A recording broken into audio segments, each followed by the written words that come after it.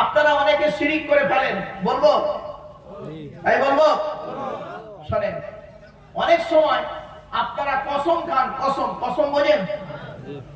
হ্যাঁ, কসম খেতে গিয়ে নবীজি বলেছেন মান হালাফা বিগাইরিল্লাহি ফাকাদ আশরাকা, যে ব্যক্তি আল্লাহ ছাড়া অন্যের কসম করবে ও মুশরিক হয়ে যাবে। আল্লাহ ছাড়া অন্যের কসম করবে ও মুশরিক হয়ে যাবে।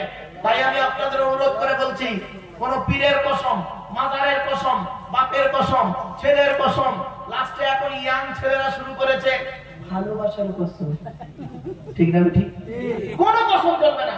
কসম যখন করবে আল্লাহর কসম করবে, আল্লাহর কসম করবে। কসম যদি ভেঙে ফেলো, কসমের কাফারা হলো তিনটে। কি কি? আল্লাহ নিজেই বলছে 10টা ফকির খাওয়াতে হবে, অথবা 10 জন ফকিরকে কাপড় দান করতে হবে, অথবা একটা গোলাম আজাদ করতে হবে। ফাকাফারাতুহু ইতামু আশরাতি মাসাকিন মিন আওসাতি মা তুতিমুনা আহলিকুম আও কিসওয়াতুহুম আও তাহরিরু রাকাবা ফামান লাম ইয়াজিদ ফাসিয়ামু সালাসাতি আইয়াম। যদি তুমি এগুলি করতে না পারো তাহলে কমসে কম 3টে রোজা রাখো। আমরা অনেক সময় কসম খাই, খবরদার বাপেদের বলে যাচ্ছি, আল্লাহ ছাড়া অন্যের নামে কসম করলে মুশরিক হয়ে যাবেন, মুশরিক হয়ে যাবেন, মুশরিক হয়ে যাবেন। কোরআন নবীজি বললেন মান হালাফা বিগাইরিল্লাহি ফাকাদ আশরাকা, কথাটি যেন মাথায় থাকে।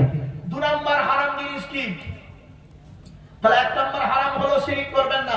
2 নাম্বার হারাম জিনিস হলো ওয়াবিল ওয়ালিদাইনি ইহসানা, পিতামাতার অবাধ্য হবেন না, পিতামাতাকে কোনোদিন কাঁদাবেন না। এখানে অনেক ছেলে বসে আছে, বাপকে দেখে না, মাকে দেখে না, শ্বশুর শাশুড়ির প্রতি ভক্তি শ্রদ্ধা খুব করে, আল্লাহর গজব পড়ে যাবে। মনে রেখো, বাপ আর মা হলো অমূল্য রত্ন, বাপ আর মা হলো অমূল্য রত্ন। বাপকে মূল্যায়ন করতে শেখো, মাকে মূল্যায়ন করতে শেখো, বাপ আর মার প্রতি ভক্তি শ্রদ্ধা সম্মান জানাও। শুধু তাই নয়, আল্লাহর নবীদের পরীয় স্থান হলো বাপ আর মায়ের। পবিত্র কোরআনে আল্লাহ বললেন কি? 1 নম্বর পারার 11 নম্বর পৃষ্ঠা 12 নম্বর লাইন, সূরার নাম সূরা বাকারা, ওয়াবিল ওয়ালিদাইনি ইহসানা, বাপ-মার সেবা যত্ন করো। 2 নম্বর পারার 12 নম্বর পৃষ্ঠা 13 নম্বর লাইন, সূরার নাম সূরা বাকারা, ইয়াসআলুনাকা মাযা ইউনফিকুন কুল মা আনফাকতুম মিন খায়রিন ফালিল ওয়ালিদাইনি ওয়াল আকরাবিন। আল্লাহ বলছেন, নবী তোমাকে ওরা প্রশ্ন করছে টাকা পয়সা কোথায় ব্যয় করলে আল্লাহ খুশি হবে। নবী তুমি বলে দাও, কুল, নবী তুমি বলো, মা আনফাকতুম মিন খায়রিন ফালিল ওয়ালিদাইনি ওয়াল আকরাবিন। টাকা পয়সা সর্বপ্রথম তোমরা তোমাদের বুড়ো বুড়ি বাপ আর মায়ের পিছনে ব্যয় করবে, আল্লাহ খুশি হয়ে যাবে। সুবহানাল্লাহ। বাপকে একটা আপেল কিনে খেতে দাওনি, মাকে একটা আপেল কিনে খেতে দাওনি, শ্বশুর শাশুড়িকে এত ভক্তি শ্রদ্ধা করলে এটা তোমার বিবেক বলবে না। কোরআন বলছে কিয়ামতের মানে তোমার জাহান্নাম ছাড়া কোনো রাস্তা পাবে না। নবীজি বলেছেন রাদিয়াল্লাহু ফি রাদিয়াল ওয়ালিদাইন ওয়া সাকতুল্লাহি ফি সাকতিল ওয়ালিদাইন। আল্লাহর নবী বলেন, হকের উপরে তোমার বাম্মা যদি নারাজ হয়ে যায়, আল্লাহ নারাজ হয়ে যাবে। হকের উপরে তোমার বাম্মা যদি খুশি হয়ে যায়, আল্লাহ খুশি হয়ে যাবে। সুবহানাল্লাহ। আমার বাপেরা, অনুরোধ করে বলে যাচ্ছি, বাপ আর মায়ের মূল্য, বাপ আর মায়ের প্রতি ভক্তি শ্রদ্ধা করুন। যাদের বাম্মা মারা গেছে তারা বাম্মার নামে দান খয়রাত করুন, বাম্মার জন্য ইসালে সওয়াব করুন, বাম্মার জন্য দোয়া চান, কবরের কাছে গিয়ে কবর জিয়ারত করুন।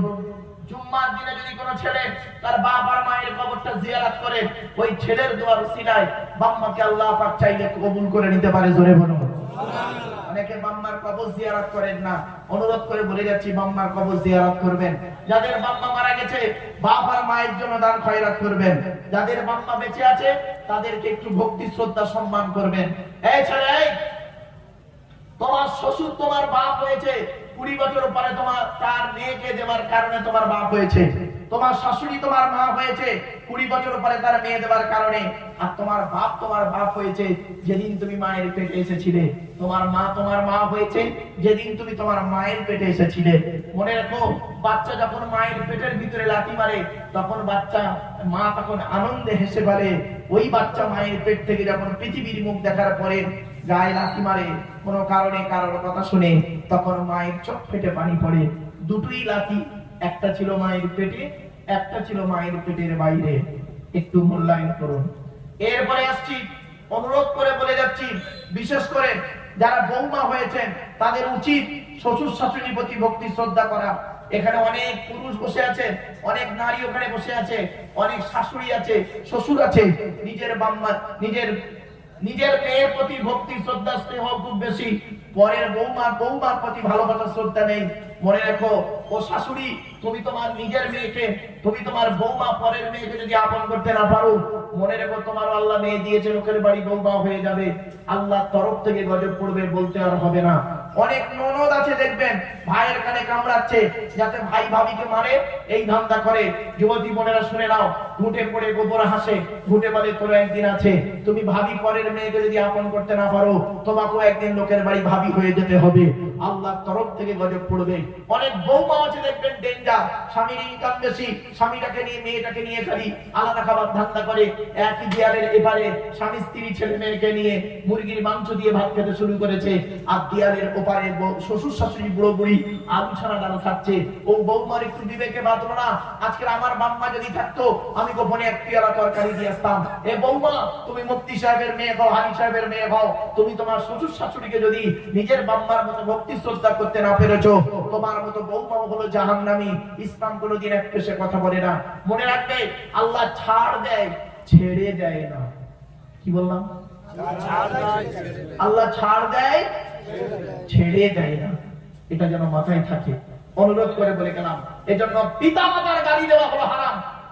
নবীজি বলেছেন, এই পুরুষরা শুনে নিন, পুরুষদেরকে বলে যাচ্ছি, স্ত্রীর পিতামাতার গালি দেওয়া হলো হারাম। স্ত্রীর পিতামাতার গালি দেওয়া হারাম। রাসূলুল্লাহ বললেন, ওই স্বামীর প্রতি আল্লাহর লানত যে তার স্ত্রীর পিতামাতার গালাগালি করে, গালিগালাজ করে। আশ্চর্য, অনেক মানুষ এখানে আছে, ঈদের দিনে স্ত্রী একটু খাবার তৈরি করতে লেট করে ফেলেছে, ও ঈদের নামাজ পড়তে যাবে, বউকে গালিগালাজ শুরু করে দিল। বউকে গালি দিয়ে শেষ হলো না, বইয়ের মাকে গালি দিল, বইয়ের মাকে কবর থেকে তুলে আনলো, তাতেও কোনো ঘরে নেই, বইয়ের বাপটাকে কবর থেকে তুলে আনলো, এনে উনি গোসল করে নতুন জামা পরে আতর গায়ে লাগিয়ে ঈদের নামাজ পড়তে গেল। মনে রেখো, তোমার ঈদের নামাজ কবুল হবে না, তুমি স্ত্রীর সঙ্গে যে খারাপ আচরণ করেছো। বিশ্বনবী মুহাম্মদ সাল্লাল্লাহু আলাইহি ওয়াসাল্লাম বলেছেন, তোমাদের মধ্যে উত্তম ব্যক্তি হলো ওই লোকটা যে হকের উপরে তার স্ত্রীদের কাছে উত্তম ব্যক্তি। আমি মুহাম্মদ সাল্লাল্লাহু আলাইহি ওয়াসাল্লাম আমার হকের উপরে আমার স্ত্রীদের কাছে আমি উত্তম ব্যক্তি। তাই আপনাদেরকে অনুরোধ করে বলে যাচ্ছি, স্ত্রীর সঙ্গে ভালো ব্যবহার করুন, স্ত্রীকে ভালোবাসতে শিখুন। মনে রাখবেন, এই নারী, তুমি কেমন নারী, তুমি কেমন নারী, তুমি থাকতে তোমার স্বামী অন্য মেয়ের সঙ্গে অবৈধ সম্পর্ক করবে। এই স্বামী, তুমি কেমন স্বামী, তুমি থাকতে তোমার স্ত্রী অন্য ছেলের সঙ্গে পরকীয়া করবে। তুমি স্বামী না আসনি? বিবেককে প্রশ্ন করো। কথাগুলো আমি হয়তো বলছি সাময়িক শুনতে খারাপ লাগছে, তাই না? কিন্তু বাস্তব কথা বলছি। আজ এই কথা যদি আমি না বলি, কিয়ামতের মাঠে আমার জবানটাকে আল্লাহ টেনে ছিঁড়ে নেবে।